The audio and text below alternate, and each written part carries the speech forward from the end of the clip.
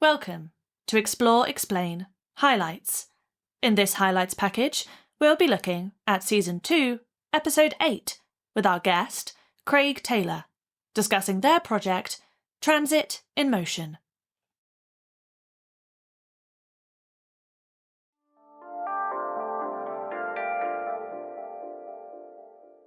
All of our, well, if we take the sort of ETO pieces that we sort of formally do for our clients, there's always a specific audience that we're tailoring to. So we have to, meet. There has to be a narrative. It has to be insightful. It has to have their branding. It has to have all these things for them to understand it. So we work through that quite iteratively with them. With the sort of side projects, especially Transit in Motion, I think the audience to begin with, especially during this sort of phase one stuff, was I just want to make this as clear and concise as possible. I don't want camera movement. I want the main focus to be this animation of data and the pattern of that. And I want to use widgets or calendar, the little calendar things that I put in to sort of emphasize what's actually happening on the screen. So there's this kind of, so when you look at it, there's no sort of gray area as to what I'm trying to show. When I sort of took that into phase two, and I'm kind of being a bit more abstract, my audience is me, right? Yeah. So I'm not producing that. Well, I am producing that. No, I'm not producing. I'm producing that because I think this is going to look cool, right? So I think, okay, making hundreds of tendons between this data is kind of a really interesting and quirky thing to do. Let's see what that looks like. Am I worried about what a wider audience might think? Well, not really, because I just want to, this is purely for me, this is just a bit of fun, and maybe there's a small group of data artists that might go, oh yeah, that's pretty cool. There's always, I always impose deadlines on myself, and that's sort of, it's a bit of a pain for me. I just like to finish project. I like to have a date where I'm going to finish something, otherwise I'll just keep rolling on. But I think certainly with the sort of lockdown stuff, I wanted to try and get this data visualization out there as soon as possible, really, because it was so, like, this event that was happening that affected everybody. I just kind of wanted to respond to that quite quickly and say, look what's happening in Rome. Like, schedules are just completely dropping. So I started collecting data maybe at the beginning of March, and that whole process took over a month. And then it kind of goes into the, right, okay, I've got this data now, how am I going to visualize it? So I think I produced the first data visualization around mid-May, and then every week after I'd post another city, okay, now we've looked at New York, now we've looked at Toronto or LA. So it used this kind of data, but it was more a chance for me to get a little bit more creative with manipulating this data and visualizing it in a way that I haven't done before, with a tool set that I haven't done before. So just sort of taking a step back then, ETO World is, from the outside, it's a fascinating body of work that you get involved with. But can you just explain to listeners and viewers a bit more about the role of the company, and especially perhaps as you said, in the light of the pandemic, why it's such an important data set to pursue these days? Yeah, so I work in the service team at ETO World, so I head up that team, and that team basically focuses on delivering clients. We focus on visualizing our clients' data in these kind of cinematic 3D visualizations.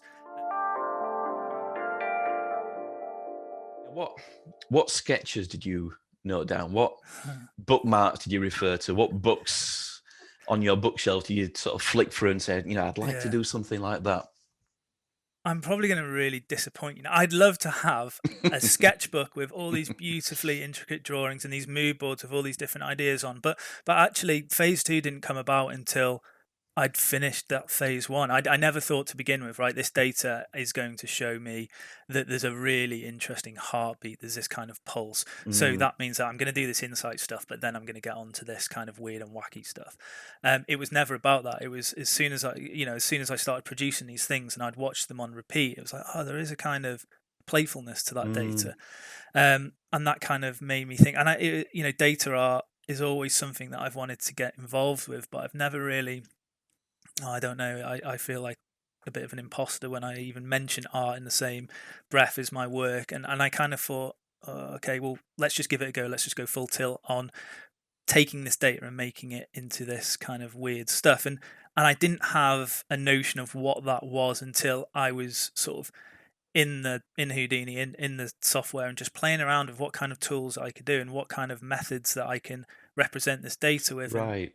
And sort of, okay, right, I have all these particles. What if I made these sort of like look like these big balloons that were just going up and down? And okay, that works. Right, brilliant. Okay, bank that one. Okay, what's this tool here? Oh, it connects lots of points together and creates these tendons. Wow, brilliant. Okay, we'll bank that one. So it wasn't a case of I knew what I was doing going into it.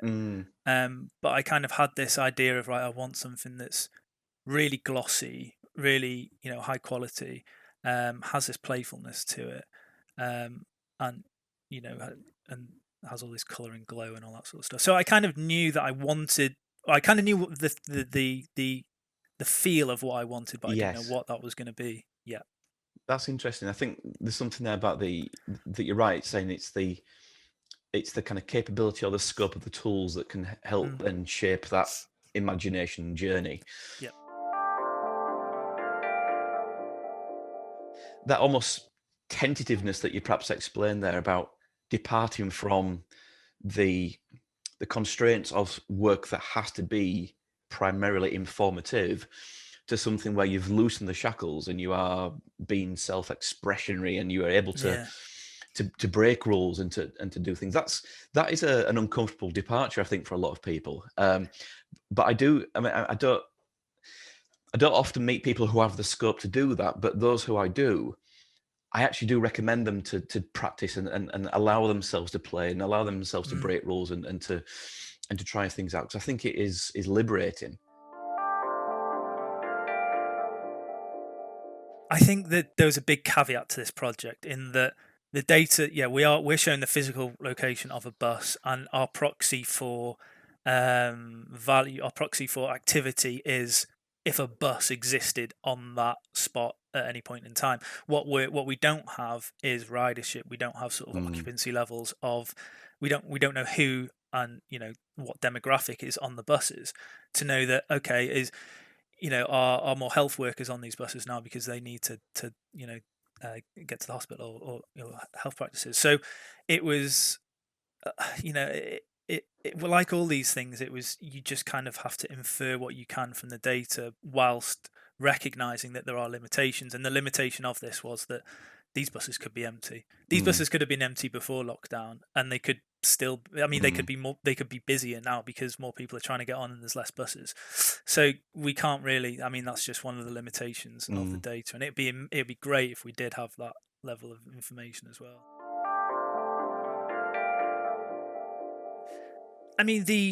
The pattern of data was very similar to the first one. So in terms of kind of them extreme values, they were kind of sifted out during the sort of data prep phase. But there was one thing that became more apparent when I created more abstract visualizations, was this idea of sort of interpolation or the playfulness of the data. So with the pillars, you'd have kind of these rising and falls, and it was always, as soon as it got to the top, it would come back down again. So they were linearly interpolated between. But when you kind of have these sort of spheres representing that, there was a joltiness to it that felt like it was kind of detracting from this kind of organic flow of data. So you can interpolate via a cubic method instead. So what you'd have is that you'd allow the system to overshoot that max value. So you'd have these lovely curves instead, which I would never sort of put that cubic interpolation on the actual insight data, because in essence you're falsifying what that maximum value is. But because I was taking that out of context and I was just focused on this generic sort of flow of data, it felt like I could get away with that overshoot of data. So interpolating this in a cubic manner meant that it became more playful and it became more fun to watch, more immersive, really. Yeah, absolutely. And another phrase that you used in the description of the project is this idea of the sort of moving surface, this mesh, the kind of ocean that surges. And there are loads of metaphors I think we can usually bring into this sort of thinking about the rhythm, about the connectivity of it all, about the if you look at the surface of a body of water, the kind of the different ebbs and flows and the different wave patterns. And Thank you for joining us for this Explore Explain Highlights episode. As always, the full episode is available on YouTube or wherever you get your podcast. We hope to see you again soon on another episode of Explore Explain.